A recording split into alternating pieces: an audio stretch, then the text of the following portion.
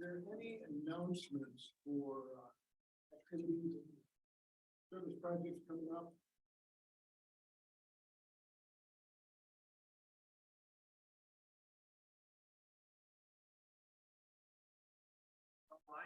Be aware that it's coming up in a few months, so I'm sure you're already got stuff. We're already swinging and getting ready for golf, but we'll be meeting as a committee coming up in the next few weeks. So if you're interested in joining the committee this year, Jason Brown's in charge of it, so feel free to reach out to me.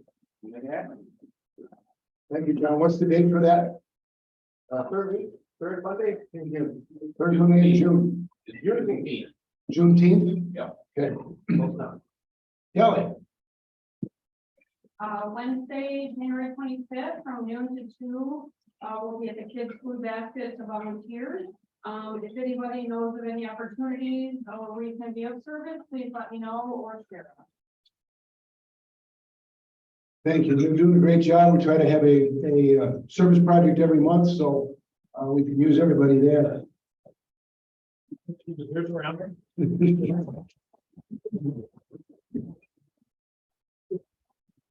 And as we start this new year, I thought I'd go through a little bit of our history. Now, this is our 104th year as a Lions Club, which is amazing. Grand Rapids Lions Club. And worldwide, we have 1.5 million members, men and women around the world in 208 clubs. In our club, we have 90 members between the ages of 30 and 90. And I think that's tremendous. We've got a good broad range. 208 clubs. 208 countries. Sorry. Okay. I said club. Thank you for listening. Okay, 208 countries. Wow, we're way underneath. There's over 45,000 clubs worldwide, I believe. And when you look at what our club has done in the 104 years, we've raised and donated over $5.25 million, which is amazing over those years. But we've raised and given away, and again, everything we raise, we give out. We've supported with that money ABBI, which we'll hear a little bit about today. Low Vision right here in town. Charity Health with the Grand Rapids Lions Vision Clinic, which we do 6,000 to 8,000 eye exams a year and give out glasses and exams to those that need it. Eversight, which is our eye bank, which we, it sounds horrible, but we harvest 3,000 corneas a year. So 3,000 donated eyes and corneas are sent around the state, around the world, to those that need corneal transplants. Bear Lake Camp for kids. They have a camp there where they can go completely free. And these are kids with visual disabilities, diabetes, and arthritis. So that happens in the summer. Leader dog, every leader dog that you see is supplied free of charge to the person that gets it, which includes the 2-week training to adapt to that dog and the dog to adapt to them. If somebody was to buy a leader dog, it would cost them $44,000 to buy a dog. That's what it costs to produce and give it away. And then vision missions. Our club has led over 20 vision missions. And when you look at that, we've served over 41,000 people with those missions, with exams and used glasses. And many of that is even being done now where we haven't been doing the missions, but with reading glasses to the homeless in Grand Rapids and with the recycled glasses. So we're doing a great job, and there's a lot more to do. We'll have some more data on our history, and I'm just looking forward to the future. We've got a lot left to do. Now, the best part of my job is to install a new member, and I would like to ask Tim Tuthill to come up here along with Ben Eading, the sponsor. Like wait, my mom. Come on over this side, because that way you show up on the camera better. So this is Tim, and the short guy is Ben.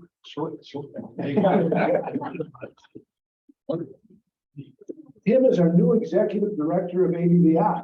So we're very glad to have him here. And I asked him if he'd say a little bit about himself so we can learn some more. So take it. Good afternoon. My name is Tim Tuthill. I've been with ABBI since November 1st. So it's good to be here. I've been in Grand Rapids since 2010, and I'm excited to be part of ABBI.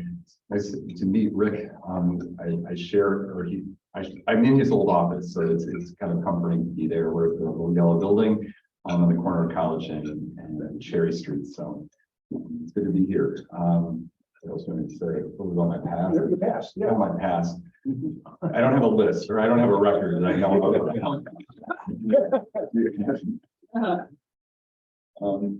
I came to Grand Rapids in 2010 with Clark Retirement Community, and I worked with Clark Retirement Community as well for 6-7 years as an executive director in multiple different positions there. I was the executive director for the Keller Lake campus, and then left there in 2017 to head up the PACE program, doing the clinical operations there.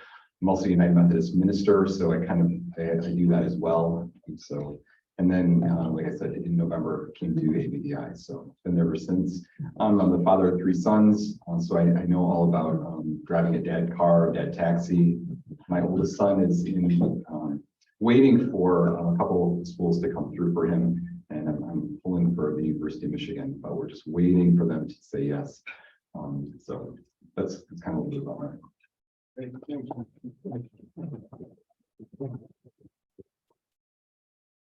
So Tim, this process is really simple. I'm going to ask you just a couple of questions. You've been invited to become a member of the Grand Rapids Lions Club. Do you accept that membership? I do. Do you believe that together with the members and the community that we can make a difference in the life of those in need? I do. And will you commit to attending as many meetings and activities of the club as your time allows? I will do that. Congratulations and welcome to the Grand Rapids Lions Club.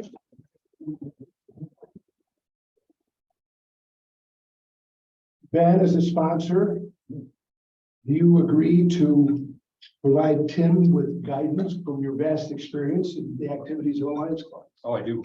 Great. I've got a pin for you, and a pin for Tim. I'm gonna let you pin it on. Sure. Don't do it the military way. Sure. Yeah. Try to avoid a painful situation. Thank you. Very nice. And wait, you going to? Oh, Sponsor pin. take this one off. Nope. Good to add to your collection.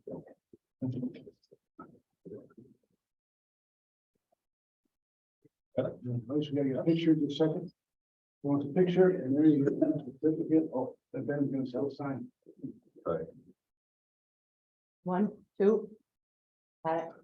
All right. Thank you. Very nice. Yeah. You can get a pen. I'll take care of it. All right. Here's the. here's what we'll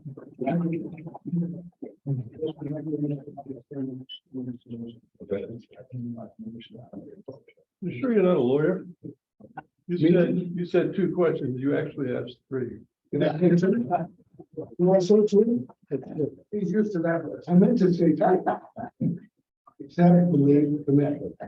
So now I'm going to turn it over to our tail twister, Jaime, or otherwise known as Jamie. Yeah, I go back to that one non-mission trip that I ever.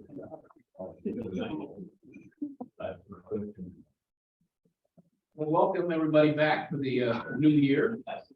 Start off with, if anybody has any happy bucks for what happened during the holiday, or however you want to go with it. I will start it off. I didn't see anybody jumping up and down. Mine is, I am glad that 2022 is over. If you know my business, you know why. So I'm happy we're in 2023, and hopefully we have some upward movement in the market and the economy. Yes, sir. I got a couple happy bucks. I had my kids from Colorado made it for Christmas driving.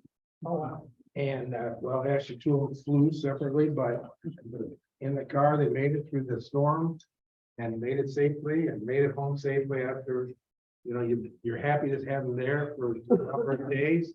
But I was telling Cheryl earlier, when they're gone, you just take a sigh of relief. The storm is over. We had 25 at our house for Christmas, so it was a lot of fun. They're there dancing on the table. Yes, they did. They went. So my wife and I went out to drop her mother back at her location.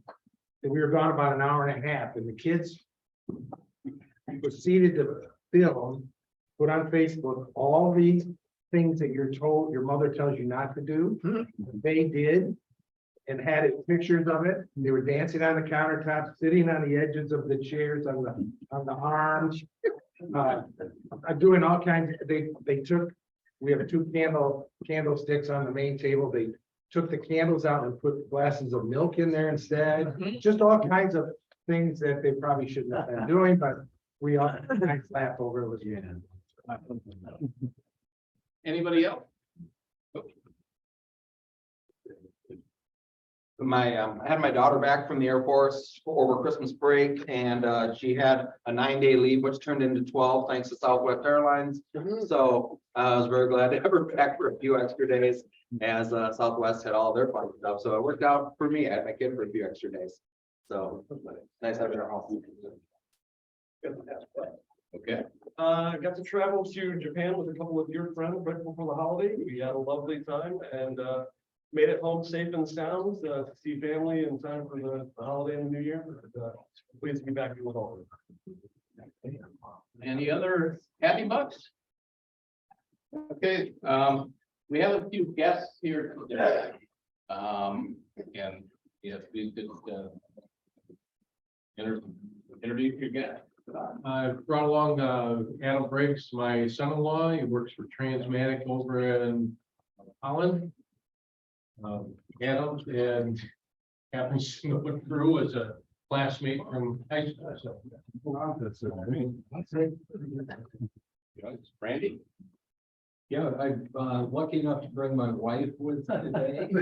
Yes, so some of you have met her during some of the different activities we've had. Please say hello to them. What I haven't checked yet is pins. Normally, for those who don't know, you're supposed to wear your pin. I'll tell you, I really don't like the pin stuck on the badge. Because you're supposed to, if you're theoretically, you're supposed to wear your pin all the time, not just on your badge. But I think we're just gonna waive pin fines for today because I decided to. And I think that's about it. Has everybody got parking, tickets for getting out of parking?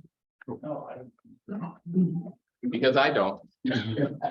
Jamie, I think that's a great plan. We're not gonna allow pins on the badge this coming year. Today's the free day. Taking it off. That's okay. So now you gotta wear it the right way, okay? That's hard. Anybody else need a parking ticket? A good kind of parking ticket? Okay, Raffle.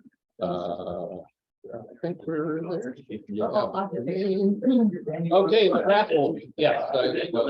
Okay, let's have our, he's not a guest anymore. Paul, good to see you. Oh, thanks. Good to be here. Good to be seen. The judge. What do we got? The last four numbers are 0514. Check mine, huh? Yeah, I gotta check mine. 514th, Ian? Yes, That's me. okay, $5.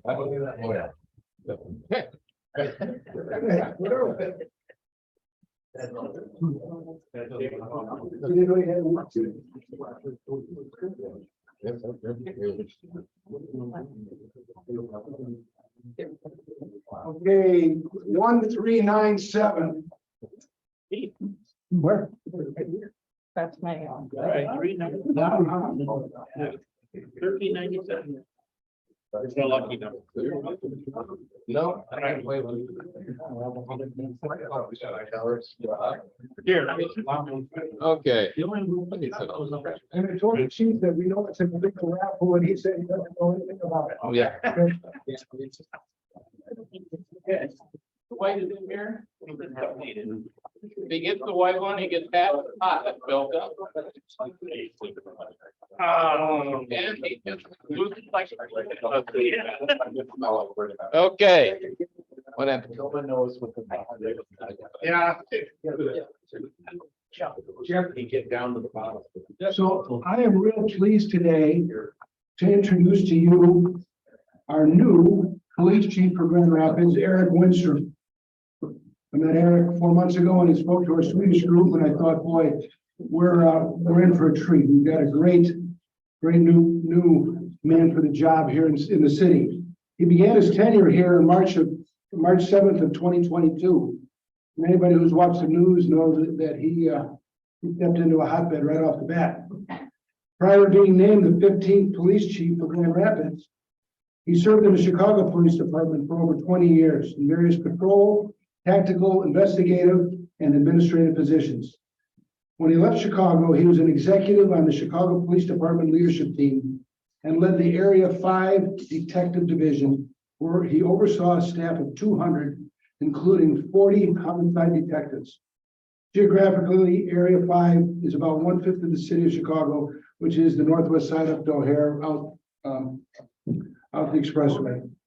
His previous assignments included teaching at the Chicago Police Academy, heading Chicago Police Department's citywide Child Sex Crimes Division, assisting in the creation of the Office of Reform Management, overseeing policy and procedure for the department, and serving as captain of the 400-person 9th District Station. He holds a Bachelor of Science in Administration of Justice from Rutgers University and a law degree from Brooklyn Law School. Chief Winstrom is a court-recognized expert on police policy, use of force, criminal investigations, and the Fourth Amendment.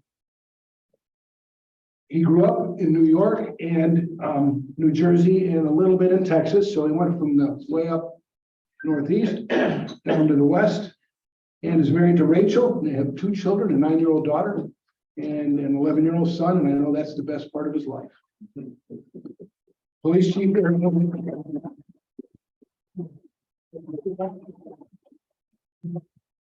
I do regret that you mentioned the court recognized expert and he of course is something in case the judge challenges me. But I'm trying my best. Happy New Year. Thanks for inviting me and it really is an honor to be here. First speaker of the new year. That's a big one. So I appreciate that very much. That was a good part of my bio. I'll just tell you a little bit more because I like to talk about myself, but no, that's not right. But it's important to mention how I got to where I was. And as I did grow up, and I was actually born in Buffalo, New York, which makes me a Bills fan. And then I moved to Austin, Texas when I was 7 years old. And I lived there for a few years, long enough. I shared a bedroom with my older brother. He made some poor life decisions, ended up getting arrested for selling cocaine. And so then at a very young age, I mean, everybody here who has a sibling, and especially one that you idolize, knows how that can impact you. And of course, I took my brother's side. And so from, being in grammar school, I was not very pro-police, shall we say. And so my mindset was police are, everything that you hear from the loud anti-police voices now, that was Eric Winstrom as a kid. And a DARE officer would come to school and I'd be like, the war on drugs is too mean and tears apart families. And so watching my mom cry, taking the station wagon to Huntsville PAC 2 correctional facility every Sunday to visit my brother, it was rough. And so that was my mindset. And I carried that mindset through me really as I was a child. And I grew up and I ended up, I moved to New Jersey. I went to college at Rutgers, and then I went to law school in Brooklyn. And while I was at law school in Brooklyn, I had the opportunity to clerk in the MIP's legal bureau in their section of, it's called the Department of Advocates Office. And it's a group of lawyers that all they do is fire bad cops. And I was like, that's it. That's my thing. I'm going to do that. And so it was my second year of law school, and I went there. And lo and behold, there's like 15 attorneys there, and all they do is attend the administrative trials to fire MIPD cops. But there were a couple of them that were actually sworn officers. They wore uniforms. I was like, how does this work? They're like, yeah, well, we're cops and we're also lawyers and we do this thing. And after sharing my life experiences with them and my thoughts, one of them that I ended up sharing a desk with was like, hey, if you really want to make changes in policing, you're never going to get the credibility from anybody inside the profession unless you've walked it, because no one's going to believe you know what you're talking about unless you actually live it. And that impacted me. And I thought this actually might be for me. And I realized working there that there are actually some really nice police officers and I interacted with him. I'm like, wow, you're one of the good ones. He's like, actually, Eric, most cops are actually really, really good people and you should try it. So as you do, you grow up. And this seemed like a challenge for me. And I was like, oh, okay, I'll accept that challenge. And I graduated law school. A couple weeks later, I joined the Chicago Police Department. And my goal was to, I'm going to change the world. I'm going to take over policy and all this. In the meantime, I started in the city of Chicago. And if anybody's familiar with the city, I started as a beat cop in the Robert Taylor homes on the south side. And so coming from nice Brooklyn Heights, New York, and where I was living in New Jersey and Austin, Texas, it was absolutely eye-opening that a group of public housing like this existed in the United States. Blew my mind. I mean, you would walk into an apartment for a call and you would do the dance because there were so many roaches on it. You didn't want to take too many roaches home with you and crawling on the ceilings, whatever. I was like, this abject poverty. I can't believe this exists in the United States. And then we go back at the end of the night, check off after my day of work, and my supervisor would do this to all the police officers. Would be like, okay, what'd you do today? How many people did you arrest? How many parking tickets did you write? How many cars did you tow? How many traffic tickets did you write? All this, and that was your metric of success there. I was like, this does not make sense to me. Like, I just came from a place they have no money. Crime is rampant too. I mean, I was on many a homicide scene that people would just walk by, on the way to the grocery store or back past a dead body and it wouldn't even faze them. So, I had this mindset of policing. You should be a problem solver. It shouldn't be about putting handcuffs on people. So I always kind of stood out as a little bit of an outsider. I was fortunate during my career. I ended up getting promoted. I became a detective. Probably, I'll just say best part of my whole career. I took a spot as a detective. I had a cubicle here, and next to me was a guy at 28 years as a homicide detective. And his daughter would always call him because she was brand new rookie cop on the street and ask him questions. Hey, Dad, what code do I use for this? What are you? He's 20 years as a homicide detective in the city of Chicago. So he doesn't know like what form to fill out for, but ask this kid next to me and he'd always hand me the phone for his daughter. And turned out she lived a block away from me, and we met up to go jogging together one day. We ended up jogging together every day for like a month. And anyway, fast forward, now we're married and we get an 11-year-old. That's the best thing to have in my career. So, but I moved on. I was a child abuse detective. I headed up the special investigations unit as a sergeant. Became a sergeant. I took over a plainclothes TAC team, which is all we did was really search warrants for guns. So knocking in doors and going in and taking illegal guns off the street. I headed up the citywide child sex crimes unit. And every time I'm in conversations with groups of people, and inevitably, maybe perhaps not in this room, but inevitably somebody wants to pitch or push for defunding the police. We need to take money from the police and put it over here. Or abolishing the police, which has come in vogue over the past few years. Like, police don't work, so we're going to get rid of police altogether. I was like, okay, let's get rid of police altogether. I'll get another job. But I have a question. The question is, I used to head up the citywide child sex crimes unit. All we did was arrest pedophiles who rape toddlers and things like that. Do you think it's a good use of government money to send somebody out to arrest someone that rapes a child? Inevitably, well, yeah, I guess so. So, okay, so we'll start with that. There is room for policing in the United States. So we just got to find that middle ground of where you want to be in the meantime. And that's how my conversations here have gone for the past 10 months generally. And people say, yeah, I guess maybe there is room for the police. We just got to find what policing in Grand Rapids should look like. So then I got promoted again. I was a lieutenant, ended up becoming the lieutenant in charge of policy in Chicago. It's not the second biggest city in the country. It's the third, but because of crime and other conditions, it's the second biggest police department in the country next to the NYPD. And I took over as head of policy for the second biggest police department in the country. And I was like, this is what I planned to do. It's the only plan in my life that's ever worked out, but that was my plan. And I got there. So I'm head of policy. We came under a consent decree for mostly for stop and frisk, but really the point that really got the point where the DOJ came in was the shooting of LaQuan McDonald by a Chicago police officer. And if you're not familiar, LaQuan McDonald was a 16-year-old autistic young man who, in the course of an hour or so, he stabbed some tires of some parked cars and even a police car. And he was walking down the street with a knife down the road, and dozens and dozens of cops around, and one of them got out of the car and shot him 16 times. It was a video.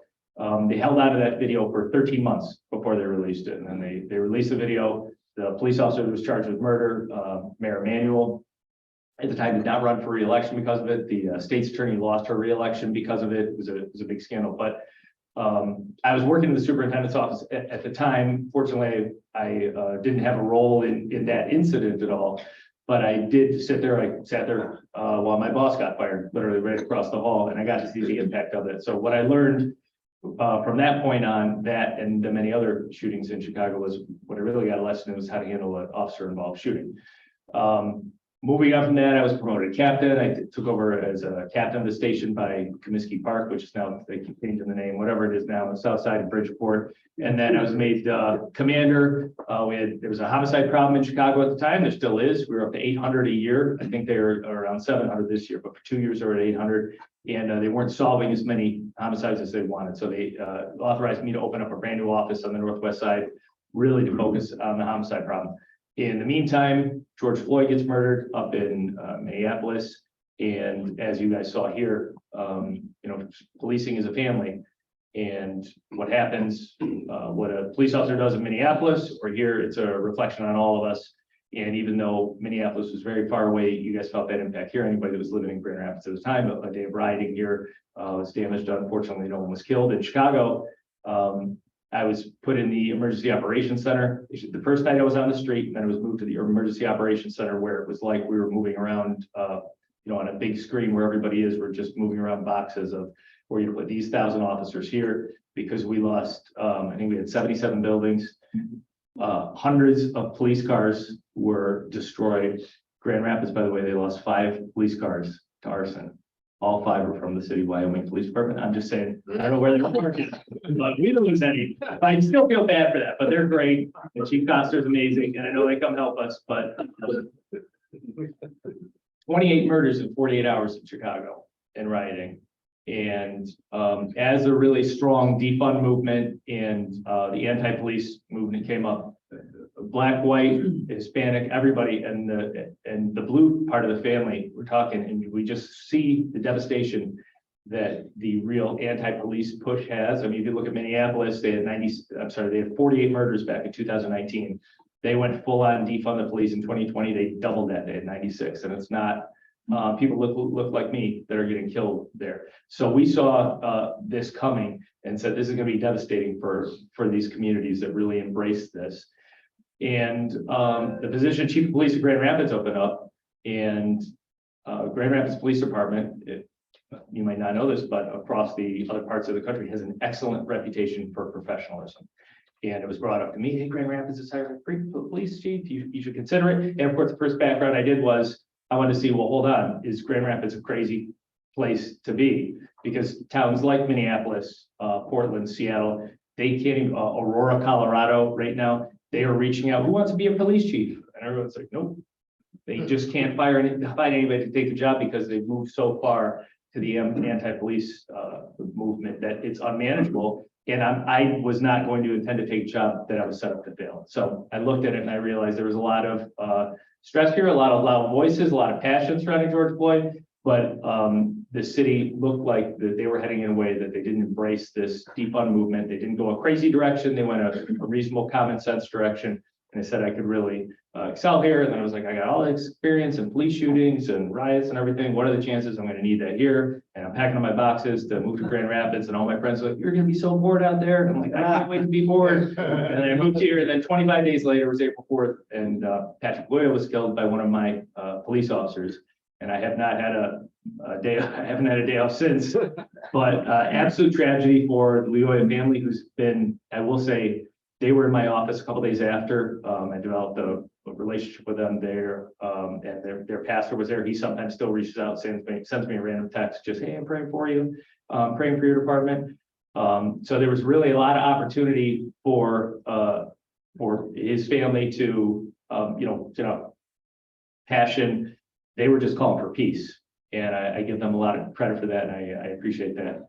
Also gave me an opportunity. I've had many meetings like this, but with the Congolese community over and over, to develop closer relationships with them and hear dialogue both ways. Can't speak too much about the incident itself, as it's still civil litigation going on, and then of course a criminal trial. But it's kind of the elephant in the room anywhere I go to talk about, because it has so impacted everything in the city. Having said all that, I don't know, I mean, I can talk about policing for hours, so am I still good? Okay. How we're going as a police department, we've recovered, I want to say, as of last check, I think we had 525 illegally possessed guns taken off the street this year in Grand Rapids. It's just slightly more in 2021. Sorry, 2021, we had about 550, I think, and this year, last year, 2022, we had about 525. So the reason that's so important to me is because anytime a really high profile incident like the Patrick Leroy shooting comes up, there's cities, Ferguson or Minneapolis, others, the officers tend to decide, I'm going to act more like a firefighter. I'm going to respond when you call. I'll take the report or, do what I can, but I'm going to go slowly and I'm not going to give 100% anymore. And my fear as a brand new chief was we're going to see skyrocketing murders like we did here in 2020 after the Minneapolis shooting, where we had 38 murders in Grand Rapids. That's crazy. Usually we average between 10 and 20. 38, it was like a historic high. And I don't think enough people talk about what the cause of that is. And there was historic highs across the country. And a lot of that is because of the really strong voices shouting against the police department. Recruitment goes, retention goes, there is no more proactivity from the police officers. And those sort of things that might play good in the media or if you're a politician, but they have real world effects. And in this case, in Grand Rapids, we had 38 murders, 31 of those were African Americans. When they make African Americans make less than 20% of the population. So that was my fear with the Patrick Leroy incident, was that this was going to cause the opposite, especially they didn't know me and I didn't know them. I never even met Christopher Scher until that day. I had tried to get out and meet all the police officers I could, but I certainly didn't develop a relationship like I had in Chicago, where I had 20 plus years to make friends and family there. And so I was terrified for the city. I never said that publicly, I'll say it now, but I was really scared of what 2022 is going to look like for us.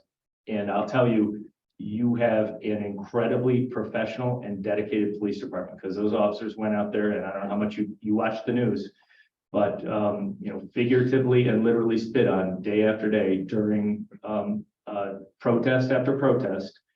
And it's difficult. It's difficult to stand there and be abused as a white person. It's difficult to stand there and be called just horrific names. But I've been out there with my African-American brothers and sisters, and to stand next to one of them and listen to what they're called is even just more horrific. And it's difficult to handle. And with the job market as it is, when you're a police officer and say, this is what I have to do for a living, I could do so much. There's so many other places hiring, I could do something else. So the fact that so many officers stood by and that we're still getting recruits that are willing to come here, and that they took 525 illegally possessed guns off the street, that we had a spike in murders in June and July, we saw 11, and then they just dropped off because officers were out there, they were making arrests, they were holding people accountable. They're doing a phenomenal job. So I'll tell you, training, they pride themselves on training here. I do too. Just a fantastic training environment where I've come and they're like, this new guy from Chicago is bringing all his, Chicago ideas. And I want more constitutional policing training, and I want more de-escalation training, all this thing. And I thought maybe there would be resistance, but no, they're like, we want to be the best. Give us that training. So we've got all this new training, and we're in a constant cadence of the officers being trained properly everywhere. I just met 2 weeks ago, I met with members of the deaf and hard hearing community, Grand Rapids, who just reached out and said, hey, there's some things we want your officers to know, like on traffic stops, different things, whether it's some sort of sign language or different ways to communicate. And I was like, come in and meet. And we got together, and they're going to put on a training for it. They're like, we want your officers to tell me what you want the officers to know. Are you willing to get in front of them and tell them yourself? They're like, yeah, we will. So we're going to do a training, and they're at least going to give me a video, and we're going to play it at every roll call, probably share it with the rest of the chiefs in Kent County. So I always say the city's entitled to be policed how it wants to be policed. City's entitled to have its police officers trained how it wants to be trained. And this police department is super professional. They're on top of things, and they're really poised.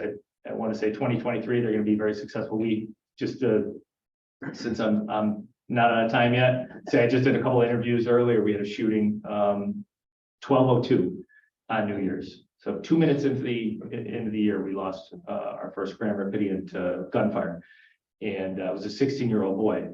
And what we found out was he was driving a stolen car. There was celebratory gunfire. He was out with a bunch of his friends. We found 150 shell casings that he and his friends were firing off Most likely it's an accident, but we're gonna treat it as it's not until we can prove otherwise. So we'll do it. But, you know, one of the things that I've said is we're doing everything we can as a police department. Cause I always get, the press is always asking me, you know, you had this murder, you know, today, what are you doing about it? Everything we can. We're gonna investigate it. We're gonna close it out. We got officers on patrol. We're gonna recruit. We're gonna staff up. We're gonna do this. Hey, what's everybody else doing? Because what I'd like to see is more adult, grown-up fathers and mothers and father figures and mother figures in Grand Rapids to get involved in the youth. And this is a 16-year-old boy in New Year's, and everybody knew what he was up to, and everybody knew the lifestyle he was living. And this is not a dig on his family, because his parents are grieving. His dad came out and said the same thing. Say, get involved in your kids' lives.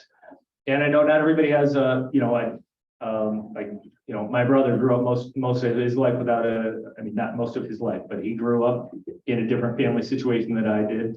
We didn't have a father in the home in the beginning, and that impacts a lot of people. A lot of times with the Kia situation, if you're not familiar with the Kia and the Hyundai situation, a TikTok thing that went on where someone posted on social media explanation of how to steal a 2012 to 2021 Kia or Hyundai. All you need is a flathead screwdriver and a USB cord, and any one of you in here can steal one in about 90 seconds. And so for the past year and a half or so, we've been dealing with young kids who are just trying to make social media videos of themselves, stealing cars as fast as they can, then driving them up on lawns, etc. And what I've said over and over again is that's, you know, stealing a car. Oh, it seems like a nonviolent crime. You're taking that away from, that could be somebody's riding to work. Also, these cars are being then used either in very serious or deadly accidents or other gun crime. Like I said, the individual that was killed on New Year's, he got in his car after he was shot and drove away, and that car was a stolen vehicle. So, but I bring that up because I want to, often we're asked, what are you doing about the Kia and Hyundais? We've made so many arrests of kids, a 14-year-old today, and we're arresting that same 14-year-old for the exact same crime of stealing another car the next day. So I'm always saying, hey, Grand Rapids Police, we're doing our part. What's everybody else doing? So, getting that encouragement and getting the adults in the city to stand up. I think that 2023 is going to be an excellent year. I know that we're not through yet with the trial for officer for sure, and that's going to be difficult emotionally on everybody's part in the city. Certainly for the Lugoya family, and certainly for Officer Sherman and the police officers that we work with. So I don't want to be all doom and gloom though. 2023 is we have a phenomenal police department. We're staffing up. We have a great recruiting team. We don't have, there's no age limit on our recruiting. If anybody's looking for a second career, if you have friends, it truly is we say our motto is you want to be where the best is. And we've had young people who join and said, why'd you pick Grand Rapids? You got to work twice as hard as if you work in any suburb or county or whatever. And I said, I want to be where the best is. It's where it is. So does anyone have any questions? I could talk for hours.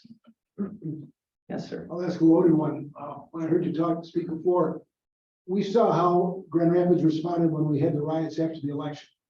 Okay, with the police and the formations of what they did, where they stood in lines and barricaded and everything. Yeah. Can you tell our group how you do it differently? Yes, and this is something we learned in Chicago because that's how we used to do it too. But we've had a lot of practice with it. And I'll tell you, having been on the street for it many times and myself on the front lawns, what we realized was that if you form up a line with police officers, you're now giving you're giving the protesters something to, I don't know if you say attack, but something to confront.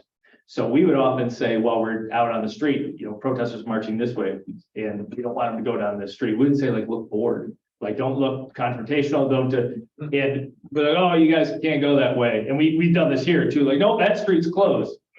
Oh, okay, which is different than line up. Now you have a force. So what we did for Grand Rapids when we thought that there was going to be potential, well, when I determined when we were going to release the video of this officer involved shootings, we actually put barricades out in front of the police station. And a lot of people in the city were very concerned because they said that sent a bad signal. And the explanation was, look, we figured out a way that if we use concrete barricades with chain link fence, we can actually shut off the entire police department without having one human police officer out there.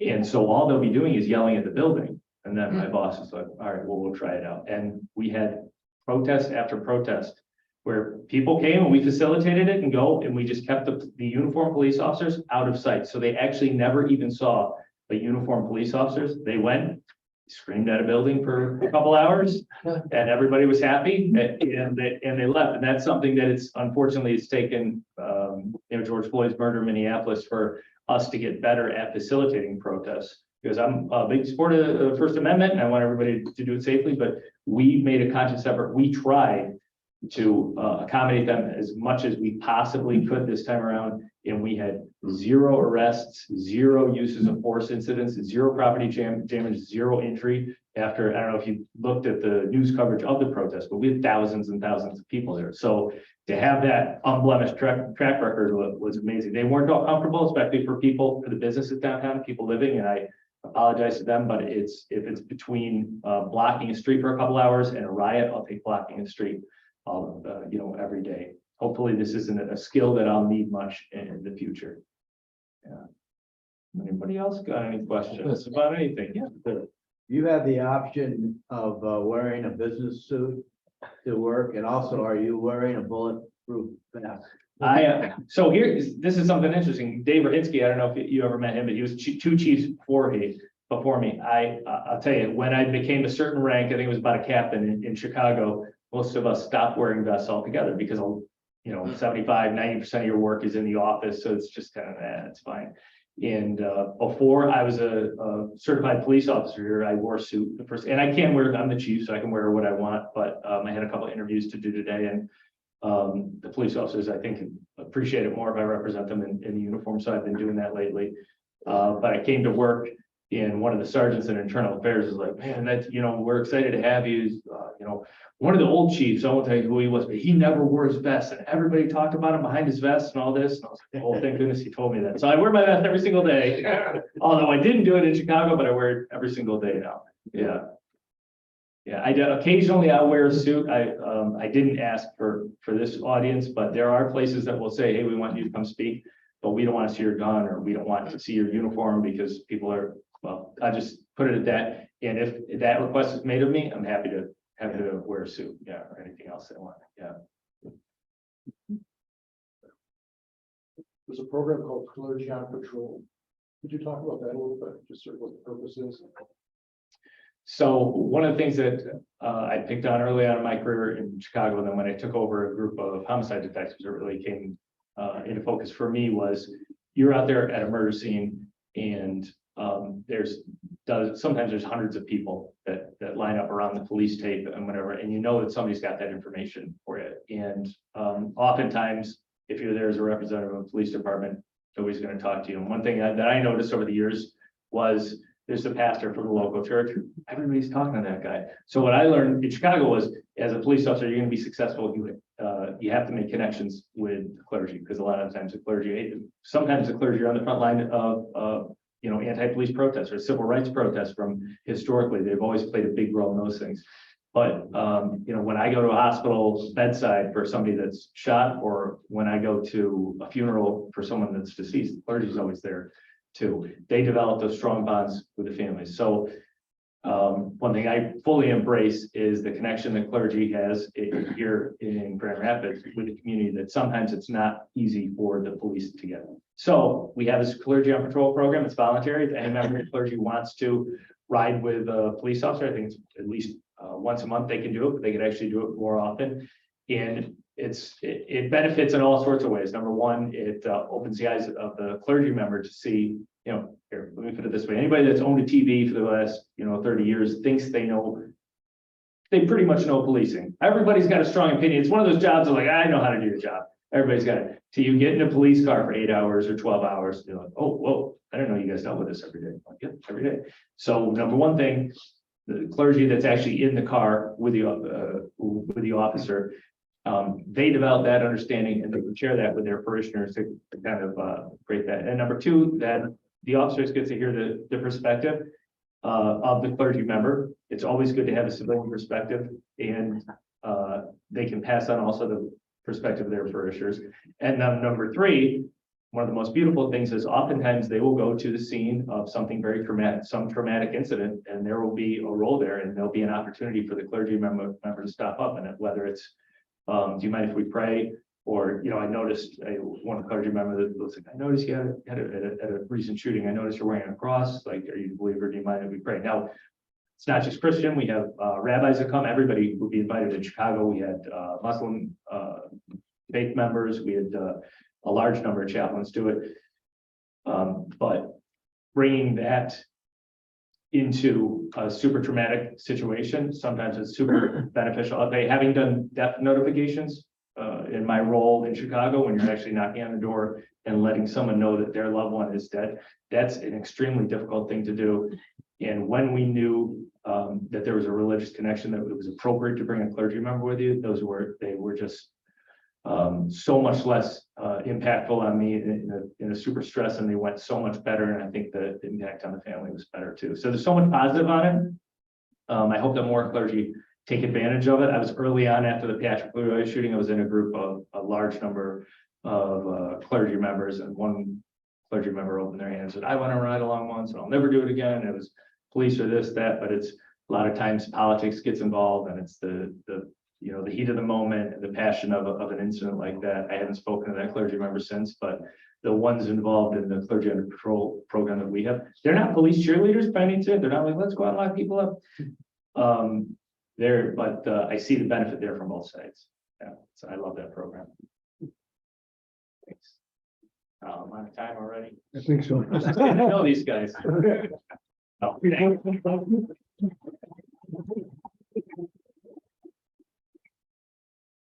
Small memento. Oh, So you thank you, my remember friend. us as your first meeting of the year, and I want to invite you, January 2nd, 2024. We'll be meeting right here. We'd love to have you back. All right, I'll see you then. I'll look at my calendar. Very good. How 23 went. Thank you very much. Okay. So remember Service Project, get a hold of Kelly and or Shara, and you'll get some more notices about that. Our next meeting here in person is the 17th in 2 weeks. Great to see you all. We're adjourned. All right. Thank